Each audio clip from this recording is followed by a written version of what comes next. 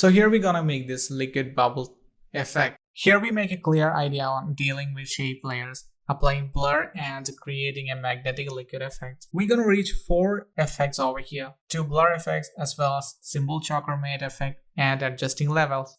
In the second phase, we deal with adding a 3D emboss with layer styles. Alright, initially we can make any sort of shapes. So we can select the shape layer, and so when you open up the properties in the contents, as you see over here, it is created an ellipse. If you press Ctrl D, you could make another copy of the same shape layer. And by the way, you can actually repeat this action and make it to 3. So here we're gonna make a position animation. So we can just go to the content or the transform properties in the contents for each ellipse, then open it up.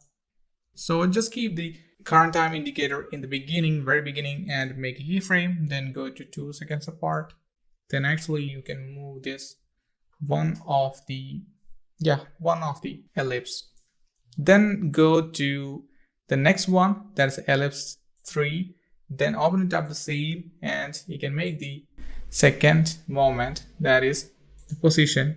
Just go to 2 seconds apart, 2 seconds precisely, and just make the another one as like this. Yeah, alright, we successfully created making a position animation.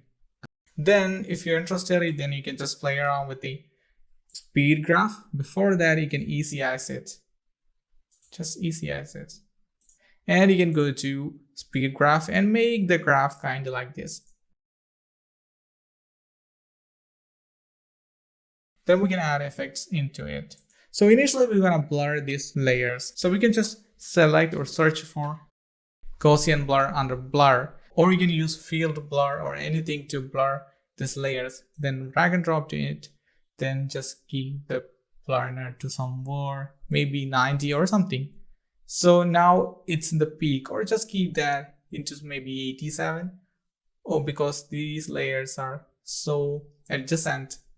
Then the next effect we're only going to add is symbol choker. Then we could just drag and drop the effect into the layer. Then just play around with the chalk mate. We would get the effect in action, just kind of like this. Yeah, we can just decrease the blurriness level a bit. Yeah, that's it. And as you see over here, we got it. Basically, our shape is so adjacent, so that's why the perfection is not good. So we can do the same effect in another way. So we can delete this layer, then we can actually make independent shape layers as well as an adjustment layer to apply effects onto it. So at this time, we're gonna make a small layer instead of big one. Just copy that. Repeat the same sort of animation over here. Just make that into shape 2 and position maybe 2 seconds. Then yeah, just keep it over here. That's it. Then we can change the color to something else, maybe a green one. That's good. Then add the blur into it. At this time we can add a blur, maybe the Gaussian blur, or before that we can make an adjustment layer.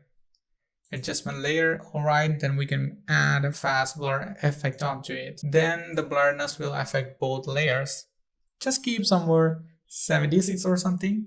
Then at this time I'm gonna use a levels effect. Just drag and drop to the adjustment level. So here we can change the channel from RGB to alpha. Then here we can just play around with the sliders a bit. As you see over here, it's working good. Just a bit. Yeah, now it's good. Yeah, it's so good. Then let's play this animation. Yeah, this is the effect we made. Then we can easy eyes these keyframes. Then do something with the graph editor, then play this animation. As you can see, this is happening well.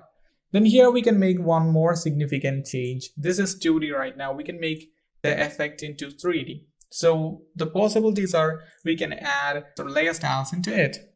So here are the layer styles. Right click and go to either you can add an inner shadow, or I'm going to add a bevel and emboss that is specifically allocated to make a 3D depth. So just open up the bevel and emboss. Then we can add inner bevel. Then the smoothing is given.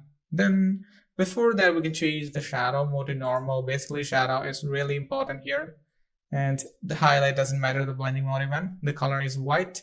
Then just keep the size to somewhere, yeah, that's 58 or maybe 70 or something. All right, then the softening. Then you can just play around with the depth of the action. Maybe you can scale it up or scale it down. So I'm satisfied with this effect. All right, then I can just copy off this effect, then paste it to the next layer, shape 1. So we got a beautiful 3D one over here. As you see over here, I think it's good.